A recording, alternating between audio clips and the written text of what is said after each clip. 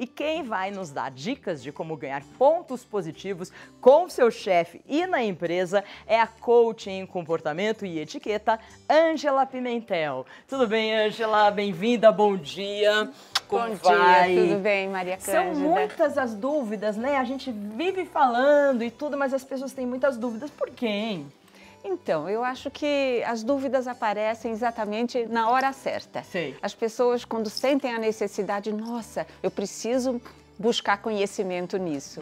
Eu percebo que eu preciso melhorar. E aí entra a necessidade. E qual é o principal problema, a dúvida das pessoas com relação ao corporativo? Então, na realidade, hoje, mais do que nunca, a comunicação, a aparência está assim muito presente. As pessoas começam a sentir essa necessidade, né? Como interagir com os meus colegas, o que pode, mas não deve. Na verdade, hoje o jovem tem um perfil diferente, ele busca mais ser um empresário, não ser um empregado. Eu estive fazendo uma pesquisa sobre isso também, mas claro que não perdemos essa ainda linha de grandes empresas, enfim, funcionários tops. E para isso existem qualificações, não é? A gente tem aqui alguns cards que você mesma separou pra gente. Ah, que bárbaro. Gestos e expressão corporal. Como que é isso? Então, existe a comunicação. E a comunicação se dá primeiro pela a sua aparência, né? Seria a comunicação corporal e depois a gestual. Uma forma de cumprimento, por exemplo, que é universal, é o aperto de mão. Sei. Então você chega, aperto de mão. Aperto de mão. Não fica dando beijinho, nada Não, disso. os beijinhos são em momentos específicos e você precisa ter uma certa intimidade. Certo. No corporativo, a gente cumprimenta dessa forma pessoas que a gente tem intimidade, mas com pessoas que você não conhece, nunca. Certo. Tá ok. certo? Gestos. Você deve gesticular muito ou pouco. Se você é uma pessoa que gesticula muito como eu, como que eu devo agir numa entrevista de emprego? Então, eu acho que numa entrevista nós temos várias fases. Dentre elas é o momento da entrevista corpo a corpo, olho no olho. Então, nesse momento, o profissional, o entrevistado, ele deve evitar certas atitudes. Por exemplo, brincar com joias, ficar toda hora, sabe? Nunca tinha pensado nisso. Cabelo também. Isso, toda hora. Então, ele já passa um pouco de insegurança, de ansiedade, evitar ficar batendo, né? Sei, ou com o pé assim. Ou batendo com, exatamente, com o pé. com os pés, enfim. O gesto fala por si só. Sei. Então, a gente deve olhar no olho, mas não fixar. E saber ouvir, que é muito importante. Sei, entendi. O tom de voz também, né? Aliás, então, é um conjunto. Às vezes a pessoa fala mais alto, mais na entrevista de emprego. Então, o que eu te pergunto, assim, é como dosar se você tem um jeito, aí você tem que meio que omitir um pouco o seu jeito, né? Você tem que se adequar, não é isso? Exatamente. Vamos, então, pontuar da seguinte forma. Tá. Existem vários tipos de profissionais. O profissional que usa a voz. É a ferramenta dele, a voz. Por exemplo, o entrevistador, um jornalista, um locutor de rádio, um professor. E aí vai. Dependendo do papel que você vem exercer na empresa, o seu tom de voz, ele tem que passar credibilidade. Agora, é lógico que nós temos um perfil psicológico que é o seu estilo, a sua maneira de ser. Então, não podemos também querer brigar com isso. Mas o tom de voz não pode ser nem alto demais, nem baixo demais. Porque você não pode falar muito baixinho. Nossa, ela parece que tem medo. Não, o seu tom de voz está perfeito para uma entrevistadora. Certo. A pessoa que fala muito baixinho, que fica muito recolhida, a tendência é a pessoa achar, o empregador achar que ela é insegura, muito frágil. que ela é frágil. Aliás, exatamente. Você pode pensar, ela é frágil, ela não será aquela pessoa tão empreendedora que eu espero, tão dinâmica. Será que ela vai atingir as metas? Então tudo isso passa pela linguagem, o gestual, a voz, tudo que a Ângela estava falando. Entonação de voz. Deixa eu ver a próxima. O próximo card é aparência. às vezes você quer ficar mais bonita e acaba usando muito a maquiagem. Ou não usa o necessário porque não quer, vai achar que é muito. E roupa também pode determinar, né, a forma das pessoas verem você. Isso. Então, vamos lá. Com relação à maquiagem, eu acho que um profissional elegante, principalmente a mulher, ela deve basicamente trabalhar a pele para que ela possa ter uma pele bonita, sem aquele brilho, tirando as imperfeições. Pouca coisa nos olhos, que eu acho que a máscara já dá um up, né? Já melhora bem. E um batom natural. Claro que hoje a tendência, a moda, ela está assim presente. Hoje o batom com cores fortes, ele pode também até ser utilizado em momentos no corporativo, mas você não deve estar com uma roupa estampada, por exemplo, está com um tom todo escuro, cores suaves e neutras. Ela até pode brincar com um pouco do batom, mas nunca olhos muito carregados, aquela maquiagem mais natural possível. Aliás, eu acho que um elegante profissional, ele tem que ter uma postura mais para natural, mais simples possível e mostrar que ele tem conhecimento e ele busca conhecimento e que ele realmente quer fazer o diferencial, né? E com relação à roupa, cada profissão tem uma roupa certa? Por exemplo, a pessoa que é publicitária, ela pode ser mais ousada, e o advogado, a pessoa que está tentando um estágio ou uma vaga numa empresa de advocacia? Então, isso aí é interessante. De acordo com a profissão, nós temos um dress code. O profissional, por exemplo, de finanças, de direito, profissionais, por exemplo, grandes empresários de empresas de alto padrão, exige um estilo formal. Esse estilo formal quer dizer terno, não é? Ou blazer, ou tailleur, uma roupa mais a caráter. Por exemplo, os coletes hoje são muito interessantes. Calça comprida para mulher pode, mas desde que seja de alfaiataria, uma calça elegante, pode ser de vários estilos, até flare, etc., mas tem que ter um bom corte. Então, eu acho que a roupa realmente tem a ver com cada tipo de profissão. Entendi. Então você tem que se adequar, você vai... Tem uma cor melhor, por exemplo, para ficar mais discreto? São as cores mais escuras, exatamente. Né? Para os homens do corporativo, que são mais formais, eu acho que ele não erra nunca optando pelo azul marinho, pelo cinza, entende? Certas cores como marrom, verde musgo e preto, cuidado. Pode, mas não deve em certas situações. Então, o que você tem que ter? Um guarda-roupa básico, sempre uma peça, uma camisa branca, não é? Usar esses tons. E a mulher tendo essa opção também, porém, usando cores off-white, suaves, mais neutras também. Mas não quer dizer que ela não possa usar um dia, por exemplo, numa cesta casual, uma roupa mais esportiva. Braços e decote. Esse aí nós temos um termômetro. Eu acho que não só do corporativo formal, como também do informal, eu acho que o decote em excesso, braços expostos dependendo se você não está com aquele corpo maravilhoso, eu acho que não vai ficar elegante. Mas, enfim, a pessoa tem que ter estilo.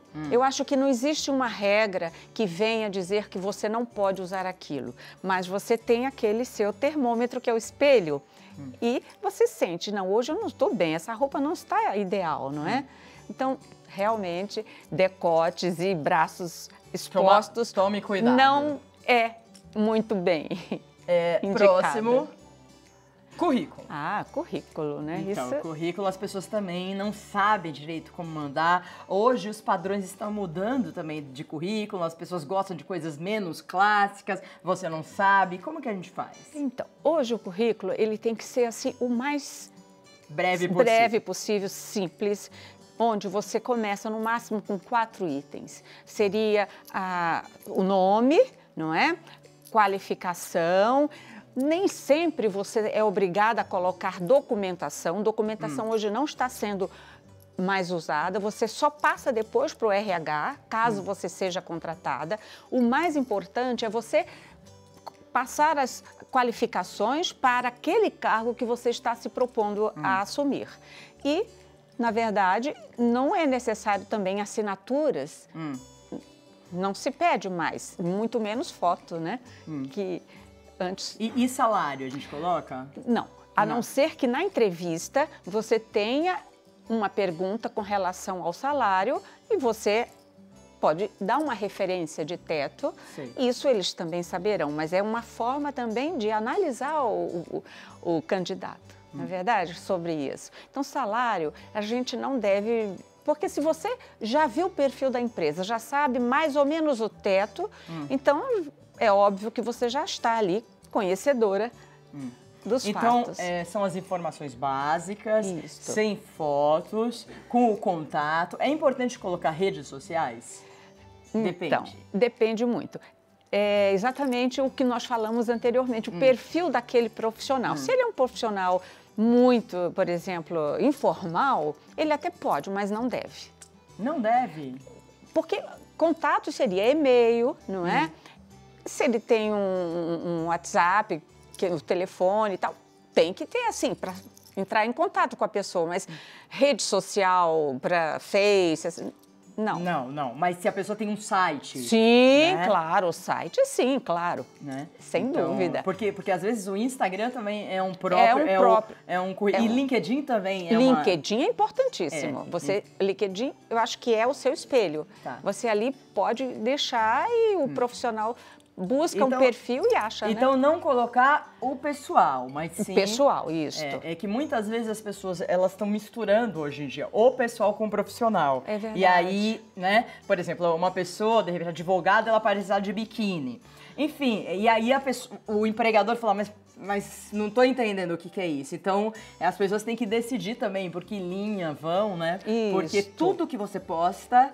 você está sendo analisado, não é, Ângela? Perfeito, exatamente. E aí você, de acordo com suas atitudes, né, principalmente na rede social, você pode ser eliminada. Exatamente, pessoas que perdem o emprego, porque falaram alguma coisa até do concorrente. Isso. Enfim, é bem complicado. Essa etiqueta na rede social. Na rede social e nas áreas urbanas, por exemplo, você sai no final de semana, vai jantar fora e esquece que você representa uma empresa de um nome conceituado. De repente, nossa, fulana, você viu como ela estava?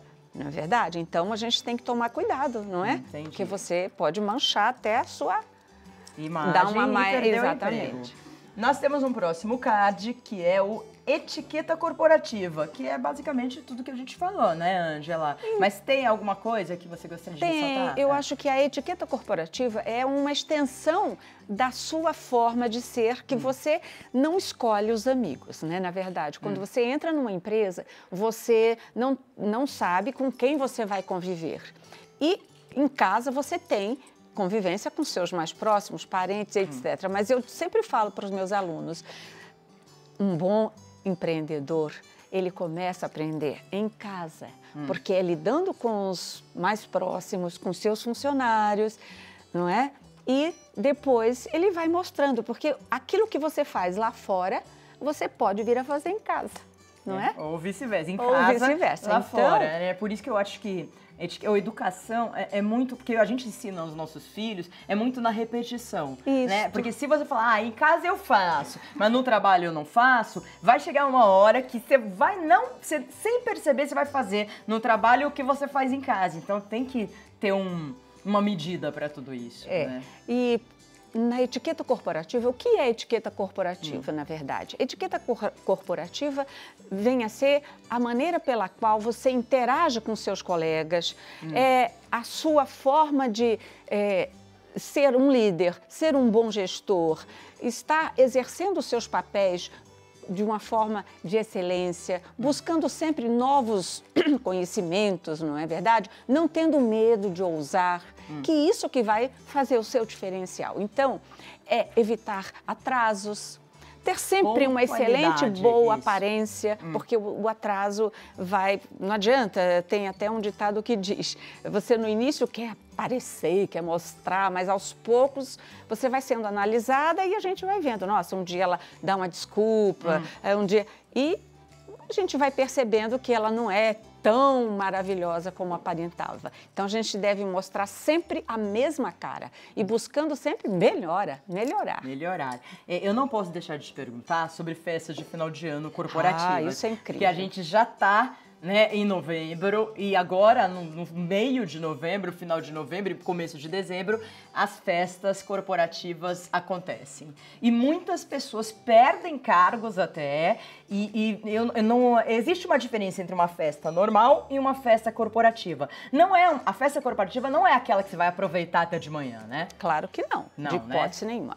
A festa corporativa é um momento em que os empresários e os responsáveis procuram interagir, ter oportunidade de valorizar mais e etc. Mas vocês não podem confundir, por exemplo, tá todo mundo ali à vontade, não pode exagerar na bebida, não pode aproveitar para chegar por seu presidente ou diretor para pedir aumento, não pode, muito menos, querer promoções de cargos, enfim, e querer ser íntima naquele momento. Sim. Eu acho que a gente tem que pensar em se distrair, curtir aquele momento com as pessoas, procurar, inclusive, até conhecer aqueles de departamentos que você não tem tanta oportunidade e até mesmo estreitar novos amigos, mas tendo sempre bom senso e elegância. Não é porque verdade? festa corporativa é trabalho, não é? É um trabalho. Um trabalho. Não é uma festa de amigos que você vai se soltar e subir no palco, né? Pode até eventualmente, se tem uma brincadeira ou outra, mas não é uma coisa que a pessoa não pode lembrar o que fez no dia anterior Exatamente. E aí a empresa toda falar no dia seguinte. Isso mesmo. Então, eu acho que é justamente na mesa e no jogo e numa festa que a gente mostra a nossa verdadeira identidade, viu? Então tem que tomar cuidado. E tem que tomar cuidado. É verdade. Principalmente as mulheres com roupas, né? Roupas muito justas, enfim. Vestidos curtos. Então, também tem a questão do assédio também, que é uma do assédio muito que hoje sério. tem sido muito falado. Você tem que se comportar, ficar na sua, para também não gerar nenhum tipo de expectativa em ninguém. Enfim, tem todo um trabalho. É trabalho, não se esqueça. Exatamente. Não é o carnaval, que você vai sozinha, vai pular carnaval e vai fazer o que você quiser. Aliás, tudo tem limite, não é verdade? E bom senso. Eu gosto muito dessa palavra. A palavra bom senso e equilíbrio. Muito obrigada, Ângela Pimentel, coach em comportamento e etiqueta. O Instagram da Ângela é angela.etiquetasocial e o site www.angelapimentel.com.br. Deu dicas fantásticas pra gente. Não vamos abusar e vamos ter equilíbrio. Muito obrigada, Ângela. Eu que agradeço. Te espero no futuro pra gente falar de outras coisas, né?